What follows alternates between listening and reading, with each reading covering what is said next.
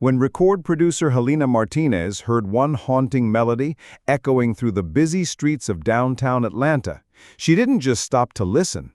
She turned the entire music industry upside down to find the mysterious artist behind it. What happened next will make you believe in the power of music to bridge every divide. Before we dive into this incredible story, tell us in the comments, what's the most beautiful street performance you've ever witnessed?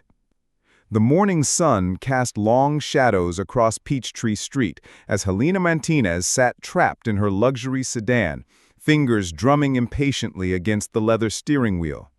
Traffic had come to a complete standstill, and she could feel her blood pressure rising with each passing minute. As one of Atlanta's most successful record producers, Helena lived her life in 15-minute intervals, every second calculated and monetized. Her phone buzzed constantly with calls from artists, executives, and investors, all demanding her immediate attention. "This is ridiculous," she muttered, reaching for her phone to call her assistant. But just as her manicured fingers touched the screen, something stopped her cold. A sound. A voice, a melody so pure and haunting that it seemed to cut through the urban chaos like a knife through silk. Somewhere in the distance, a man was singing. Helena's hand froze mid-reach. In her 23 years in the music industry, she'd heard thousands of voices, polished, produced, and perfectly packaged. But this was different. This was raw, authentic, real. The voice carried pain, hope, and something undefinable that made her heart skip a beat. She rolled down her window, straining to hear more clearly.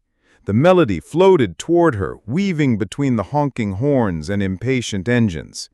It was a gospel blues fusion, something that shouldn't have worked, but somehow created magic in the air.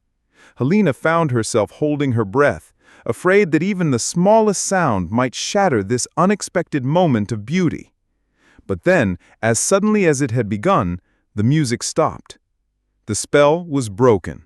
Traffic began moving again, and Helena's driver looked at her expectantly in the rearview mirror. "Ma'am, should we proceed to the studio?" Helena sat there for a moment, feeling strangely empty.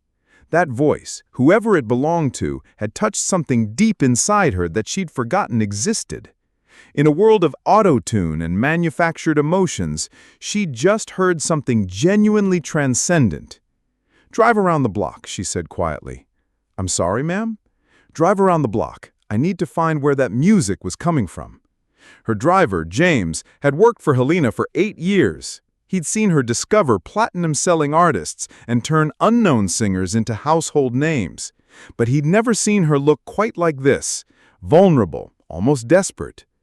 3 blocks away, on the corner of Auburn Avenue and Jackson Street, 28-year-old Isaiah Washington was packing up his battered guitar case. The lunch crowd had been generous today.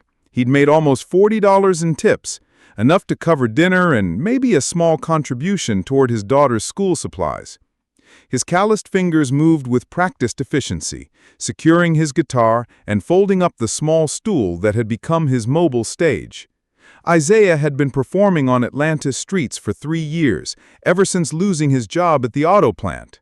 What had started as a desperate attempt to make ends meet had evolved into something more meaningful. Music had always been his refuge, his prayer, his way of making sense of a world that often felt stacked against him. When he sang, he forgot about the stack of overdue bills at home, the worried expression that never left his daughter Zara's face, and the way his mother looked at him with a mixture of love and disappointment. He slung his guitar case over his shoulder and began walking toward the bus stop. The afternoon sun was warm on his dark skin, and he found himself humming the melody he'd just finished performing, a song he'd written about resilience, about finding light in the darkest places. It was his favorite piece, the one that seemed to resonate most deeply with passers-by. Meanwhile, Helena's sedan was circling the area like a hunting predator. She'd rolled down all the windows, craning her neck at every corner, searching for any sign of the mysterious musician. Her phone had been ringing non-stop, missed meetings, confused executives, a studio full of artists waiting for her arrival. But for the first time in decades, Helena didn't care about any of it. "There's nothing here, ma'am," James said gently as they completed their second loop around the downtown blocks. "Maybe we should head back to the studio." Helena's heart sank. She'd been so close to something extraordinary, and now it was slipping away like water through her fingers. In her mind, she could still hear that voice, the way it had cracked slightly on the high notes, not from inability, but from pure, unfiltered emotion. She'd built her career on finding those rare moments of authenticity, and she'd just let one disappear into the crowded streets of Atlanta. That's when she saw him, a tall black man with kind eyes and worn clothes, walking slowly toward a bus stop with a guitar case slung over his shoulder. Something about his posture, the way he carried himself, made Helena's pulse quicken. There was a quiet dignity in his movements, a sense of purpose that seemed to radiate from his very being. "Stop the car," she said suddenly. "Ma'am?" "Stop the car, right here." James pulled over, confusion evident in his expression. Helena rarely made impulsive decisions, and she certainly never approached strangers on the street. But something was pulling her forward, an instinct she couldn't ignore. Isaiah was checking his phone for the bus schedule when he noticed the expensive sedan pulling up beside him. In his experience, luxury cars in his neighborhood usually meant trouble or charity, neither of which he was particularly interested in. He kept his eyes down, hoping whoever it was would simply drive away. But then the back door opened, and a woman stepped out. Helena Martinez was not what anyone would call intimidating. At 5'4", with graying hair and laugh lines around her eyes, she looked more like someone's favorite aunt than a music industry powerhouse. But there was something in her expression, an intensity, a hunger, that made Isaiah take a step back. "Excuse me," she said, her voice slightly breathless. "I'm sorry to bother you, but were you performing on Peachtree Street about 20 minutes ago?" Isaiah's first instinct was to lie. Street performing existed in a legal gray area, and he'd learned to be cautious around strangers asking questions. But something in the woman's eyes, a genuine curiosity rather than suspicion, made him pause. "Maybe," he said carefully. "Why?" Helena felt her heart racing. Up close she could see the same qualities in his speaking voice that had captivated her in his singing, a natural rhythm, a warmth that seemed to come from somewhere deep inside. This was him, she was sure of it. "I heard you sing," she said simply, "from my car, stuck in traffic. I've been driving around for half an hour trying to find you." Isaiah studied her face, searching for any sign of deception or mockery. He'd encountered all kinds of people during his street performances, genuine music lovers, curious tourists, and occasionally people who seemed to think his struggle was entertainment. But this woman seemed different. There was a vulnerability in her expression that caught him off guard. "I'm Helena," she said, extending her hand. "Helena Martinez." "Isaiah," he replied, shaking her hand briefly. "Isaiah Washington." They stood there for a moment, two strangers from completely different worlds connected by a moment of unexpected music. Helena found herself struggling to find the right words. How do you explain to someone that their voice had stopped you in your tracks? How do you tell a street performer that they might have just changed your life? "Your song," she said finally, "the one you were singing, it was beautiful." Isaiah felt a familiar warmth spread through his chest. These were the moments that made everything worthwhile, when his music touched someone, when it created a bridge between strangers. He'd seen it happen countless times, but it never got old. "Thank you," he said softly. "That means a lot." "Where did you learn to sing like that?" The question hung in the air between them. Isaiah could have given her the simple answer: church choir, high school music classes, years of practice. But something in Helena's expression told him she was asking for more than just facts. "My grandmother," he said, his voice growing softer. "She raised me after my parents died. Every Sunday she'd take me to Mount Olive Baptist Church, and I'd sit in the front pew watching her sing in the choir. She had this voice that could make grown men cry, you know? She used to tell me that singing wasn't about having a perfect voice, it was about having something true to say." Helena felt tears prick at her eyes. In her world of manufactured emotion and calculated authenticity, Isaiah's words hit her like a physical blow. When was the last time she'd heard someone talk about music as something sacred, something meaningful beyond chart positions and streaming numbers? "She sounds like a remarkable woman," Helena said. She was. Isaiah's smile was tinged with sadness. "Lost her 2 years ago. Sometimes I feel like I'm singing for her, like maybe she can still hear me." The bus arrived then, its brakes squealing as it pulled up to the stop. Isaiah glanced at it, then back at Helena, clearly torn between politeness and necessity. "I should go," he said. "I need to get home to my daughter." "Wait," Helena said, the word coming out more urgently than she'd intended. I work in the music industry. I'd love to hear more of your music sometime. Do you have a card? A phone number?" Isaiah almost laughed. A card? He was a street performer, living paycheck to paycheck, not a business executive. But something in Helena's expression stopped him. She wasn't patronizing him or offering charity. She seemed genuinely interested in his music. "I don't have a card," he said, "but I perform here most weekdays around lunchtime. Corner of Auburn and Jackson, if you're ever in the area." The bus driver honked impatiently.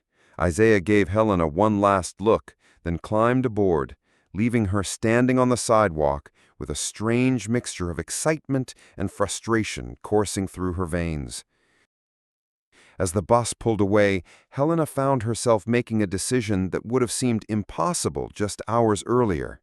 She was going to come back tomorrow, and the day after that if necessary. She'd found something rare and precious in Isaiah's voice, and she wasn't going to let it slip away. The next morning, Helena arrived at the corner of Auburn and Jackson at exactly 11:30 a.m.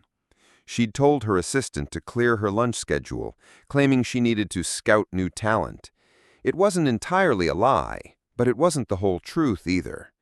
The truth was that she hadn't been able to stop thinking about Isaiah's voice, about the way his music had cut through the noise of her complicated life and touched something she'd thought was lost forever. She waited in her car watching the foot traffic until she spotted him setting up his equipment.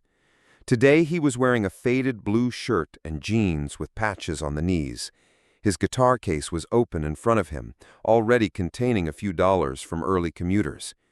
Helena found herself studying his face as he tuned his guitar, noting the concentration in his expression, the gentle way he handled his instrument.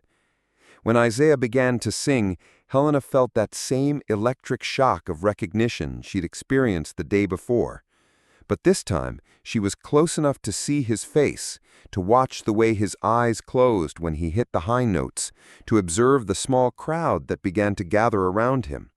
A businessman in an expensive suit stopped to listen, dropping a $5 bill into the guitar case.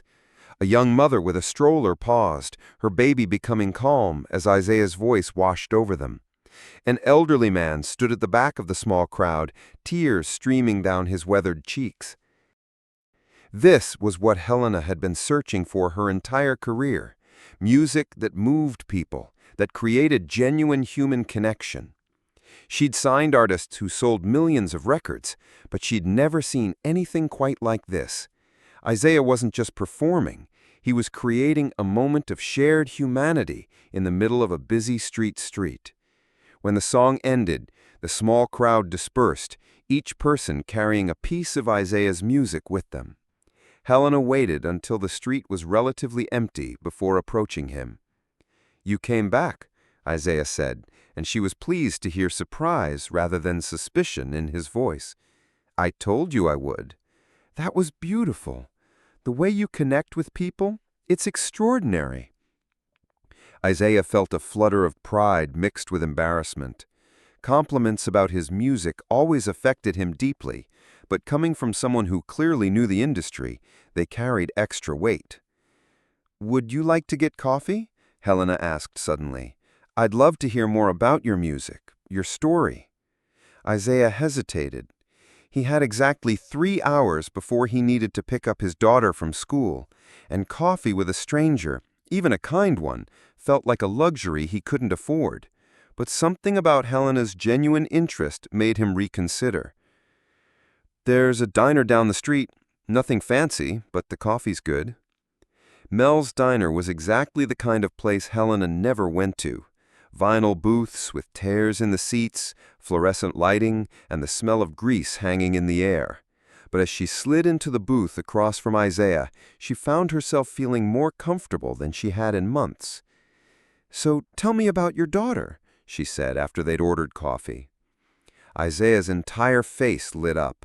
"Zara, she's 8 years old and smarter than I'll ever be. She wants to be a doctor when she grows up, already reading at a high school level." "That's wonderful. She must be proud of her father." Isaiah's smile faltered slightly. "I hoped so. It's been tough since my mother left. I'm doing my best, but—" He trailed off, stirring his coffee absently. Helena sensed the pain beneath his words. She'd spent her career reading people, understanding their motivations and fears. Isaiah was carrying the weight of the world on his shoulders, trying to be everything to his daughter while struggling to make ends meet. "Music must be important to her too," Helena said gently. "She loves it when I play at home. Sometimes she'll sing along, and I swear she has a better voice than I do already." Isaiah's eyes crinkled with genuine joy. "But she's also smart enough to know that street performing doesn't pay the bills. She never says anything, but I can see her worry sometimes. 8 years old, and she's already concerned about money." Helena felt her heart breaking. She'd encountered countless sob stories in her career, but there was something about Isaiah's quiet dignity, his refusal to ask for pity, that made his struggle feel more real and immediate. "What would you do if money wasn't an issue?" she asked. Isaiah considered the question seriously. "I'd record an album. Not for fame or anything like that, but to leave something behind for Zara. Something that shows her what her father believed in, what he stood for. I'd want her to know that even when things were hard, I never stopped believing in the power of music to bring people together." Helena stared at him across the table, feeling something shift inside her chest. In 23 years in the music industry, she'd never met anyone who talked about their art with such pure intention. Isaiah wasn't dreaming of stadiums or Grammy Awards. He was dreaming of leaving a legacy of love for his daughter. "Isaiah," she said slowly, "I need to tell you something. I'm not just someone who heard you sing and wanted to chat. I'm a record producer. I've worked with some of the biggest names in the industry." Isaiah's coffee cup stopped halfway to his lips. "What?" "I run Martinez Productions. We've had 15 platinum albums in the last 5 years. I'm telling you this because I want you to know that when I say you have something special, I'm not just being nice, I'm being professional." Isaiah set down his coffee cup, his hands trembling slightly. I don't understand. Why are you telling me this?" "Because I want to help you make that album." The words hung in the air between them. Isaiah stared at Helena, searching her face for any sign of deception or cruel joke, but all he saw was sincerity and something that looked almost like hope. "I can't afford to make an album," he said finally. "You don't need to afford it. I want to produce it. My studio, my equipment, my team. All you need to bring is your voice and your songs." Isaiah felt the world spinning around him. Things like this didn't happen to people like him. Street performers from struggling single-parent families didn't get discovered by successful producers. It was the stuff of movies and fairy tales, not real life. "Why?" he asked, his voice barely above a whisper. Helena reached across the table and placed her hand over his. "Because in 30 years of making music, I've never heard anything more authentic than what you do. Because your voice reminds me why I fell in love with music in the first place. and because I think the world needs to hear what you have to say." Isaiah felt tears threatening to spill over. He thought about Zara, about the worried look that crossed her face when she thought he wasn't watching. He thought about his grandmother, about the way she'd believed in the power of music to heal and unite. He thought about all the people who'd stopped to listen on the street, who'd been touched by his songs, even if just for a moment. "I don't know what to say," he whispered. "Say yes," Helena said simply. But Isaiah was already shaking his head. "I can't. I mean, I want to, but I can't just abandon my street performances. That's how I pay rent, how I buy groceries. I can't risk everything on a dream." Helena had anticipated this response.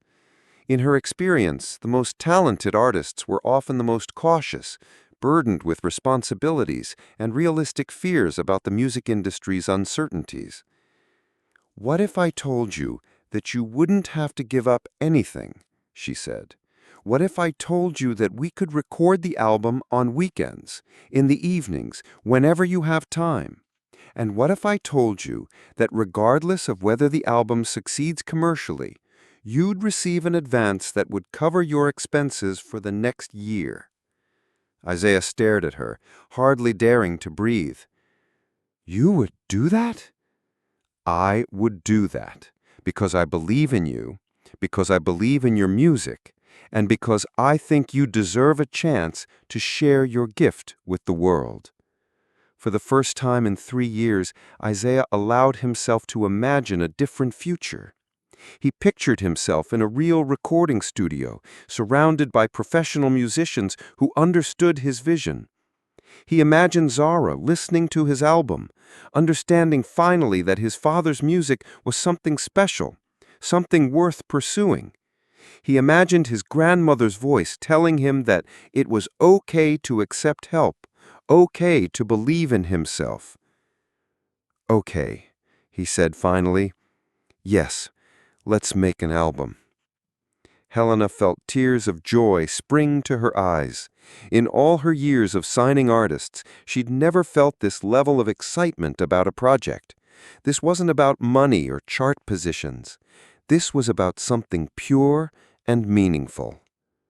"There's just one condition," Isaiah said suddenly. Helena raised an eyebrow. "What's that?" "I want to donate half of any profits to a music education program for underprivileged kids. Music saved my life, and I want to make sure other kids have the same chance." Helena smiled, knowing in that moment that she'd made the right choice. Isaiah Washington wasn't just a talented musician. He was a genuinely good person who understood the responsibility that came with his gift. Over the next 6 months, Helena and Isaiah worked together to create something extraordinary. They recorded the album in Helena's state-of-the-art studio, but they also captured several tracks in unconventional locations: the church where Isaiah's grandmother had sung, the corner where he'd performed for 3 years, even a small apartment where he'd written songs while Zara slept. The album, titled Songs from the Street, was a masterpiece of authentic emotion and musical craftsmanship. Helena had assembled a team of Nashville's finest musicians, but she'd been careful to preserve the raw, unpolished quality that made Isaiah's voice so special. Every track told a story about struggle, about hope, about the power of music to create connection in an increasingly disconnected world. But the real magic happened when they decided to film a music video for the album's lead single. Helena suggested they return to the corner where they first met, with Isaiah performing for a crowd of real people rather than hired extras. What they captured was something unprecedented: a 4-minute video that showed Isaiah's music bringing together people from every walk of life, creating a moment of shared humanity that transcended race, class, and background. The video went viral within hours of its release, not because of flashy effects or celebrity cameos, but because it showcased something increasingly rare in the digital age: genuine human connection. People shared it not just because they loved the music, but because it reminded them of their own capacity for kindness and empathy. Within a week, Songs from the Street had climbed to #1 on the iTunes charts. Record labels from across the country were calling Helena, offering massive deals for Isaiah's next album. Television producers wanted him for talk shows and concerts. Magazine editors wanted to feature him on their covers. But Isaiah remained grounded, focused on what truly mattered. He moved his family to a safer neighborhood and enrolled Zara in an excellent music program. He established the Grandmother's Voice Foundation, providing music education and instruments to underserved communities across the South. And every few weeks, he returned to the corner of Auburn and Jackson, performing for free, reminding himself of where he'd come from and why music mattered. Helena, meanwhile, found herself transformed by the experience. Working with Isaiah had reminded her of why she'd entered the music industry in the first place. Not for fame or fortune, but for the privilege of helping authentic voices reach the world. She began actively seeking out street performers, unsigned artists, and musicians who had something real to say, using her platform to amplify voices that might otherwise go unheard. The partnership between Helena and Isaiah became legendary in the music industry. But their friendship became something even more valuable. They'd found in each other a shared commitment to using music as a force for good, a way to bridge divides and create understanding in a world that often seemed fractured by differences. 1 year after their first meeting, Helena stood in the same spot where she'd first heard Isaiah's voice. But this time, she wasn't stuck in traffic. She was standing in a crowd of thousands, watching him perform on a stage erected in the middle of Peachtree Street. The city had declared it Street Music Day, a celebration of the artists who brought beauty and humanity to urban spaces. As Isaiah's voice soared over the crowd, Helena felt the same electric shock of recognition she'd experienced that first day. But now, it was magnified by the knowledge of what that voice had accomplished. Not just commercial success, but genuine change. The Grandmother's Voice Foundation had provided instruments to over 500 children. Isaiah's music had inspired a movement of street performers who saw their art as more than entertainment, but as a form of community service. When the concert ended and the crowd began to disperse, Isaiah found Helena backstage, tears streaming down her face. "Thank you," he said simply, embracing her like the family they'd become.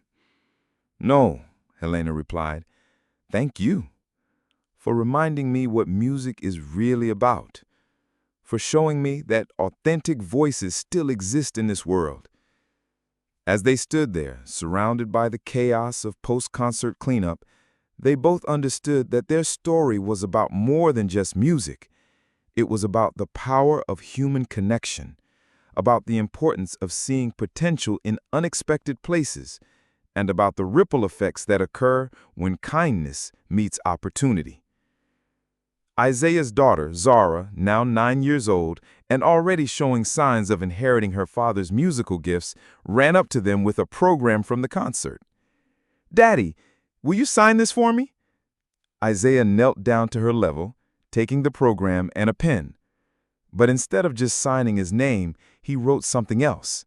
"For Zara, may you always use your voice to bring people together. Love, your proud father." Helena watched this interaction with a full heart. Knowing that the legacy of their partnership would extend far beyond albums and awards, they created something lasting, a foundation for young musicians, a model for authentic artistry, and a reminder that sometimes the most extraordinary discoveries happen when we least expect them. What did you think of Helena and Isaiah's story? Share your thoughts in the comments and tell us about a time when kindness changed your life. And don't forget to subscribe for more inspiring tales.